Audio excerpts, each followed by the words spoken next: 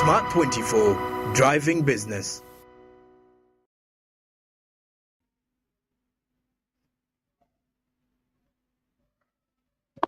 Okay, you keep jumping off.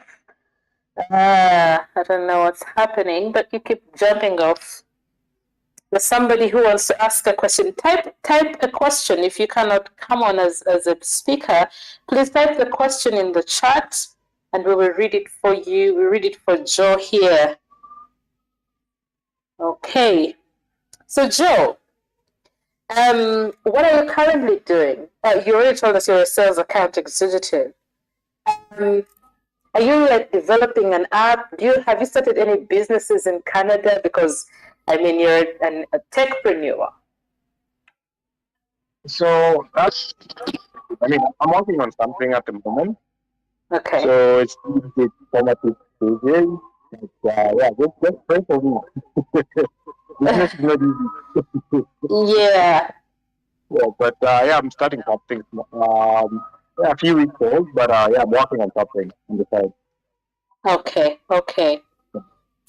Somebody has a question. I'm trying to get into the chat. I see somebody's hand is up. I don't know. Could you kindly text that question in the chat so that we can see it? Yes, please. Yeah, you type it, and we'll see that question in just a bit. Okay. So, Joe, in the meantime, I don't know if we'll get this person to ask their question because I'm failing to get them. What you do, Joe, we are getting done with this conversation, but as your parting shots to the youth out there, talk about technology and innovation. This is the new in thing. Everyone has to, be tech savvy in a way or the other.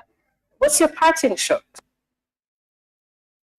I would say parting shot, maybe just an observation. So first, I see Francis here. Is that took a picture at Taj Mahal, so that's very cool. But back to the conversation on technology and innovation. I feel like with technology, sometimes we can really get carried away with all the information that's out there about like, oh, this is happening or that is happening or that is happening. But I would say like the best way to look at technology is maybe just look at how it can impact you, and not necessarily like the technology aspect. You can just like look at the problems around you at first, like the problems that you're experiencing, maybe in your home, in your family, like with your finances, with anything in general, and kind of look at maybe what your interests are, like in solving those problems. Like if you feel like, hey, this is a problem I really want to solve, or this is a problem I've taken a keen interest in, you can maybe go down that path and maybe figure out technological solutions for it. So that's one way, I encourage like a lot of people to kind of like dive into technology and take advantage of technology is applying it to problems that they're familiar with, because, we're all from different parts of the world and we all experience different problems. So, if we can try like divert our attention to the problems that actually affect us, then it makes technology way more interesting like that. It no longer becomes this foreign concept. It becomes something that we can actually apply, to the challenges that face us. And then the other thing is, I do encourage people to really go down like the STEM path. So, science and technology. So, like going into like research-based, like careers and stuff. So, those are like areas that for the long term may not be affected by technology, or may not be disrupted by technology. So really encourage people to like really go for the STEM type of courses. And just the last thing is just to stay relevant. Don't be comfortable like with what you currently have in terms of education or with your position at your current, workplace, for example. Seek additional knowledge. Get skills that you can use outside, your workplace, because, like as we've seen, tech workers, I've gotten laid off, 300,000 of them just in this past few months. So, it's tech a secure job, not so much anymore. So, look at, just look at what you can do for yourself, even if it's like a small project.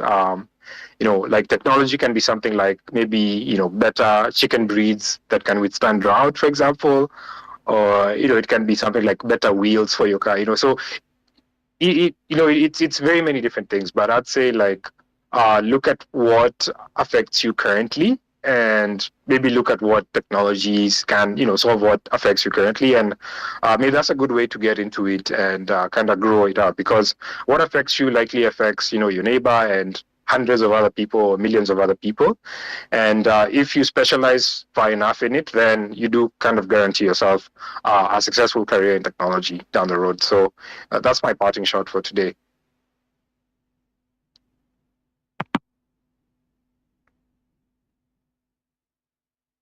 Hey, thank you so much, Joe.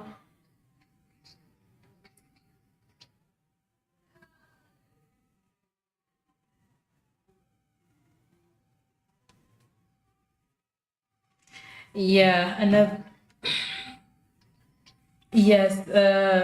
technical glitch. Just a moment. Okay, trying to get that sorted.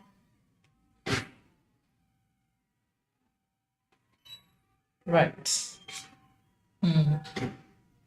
Sorry about that. We're sorting it.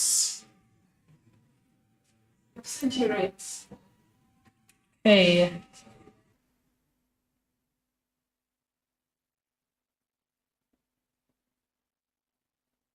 Yeah, I guess I lost Lean, but thank you so much for joining and the opportunity to speak today.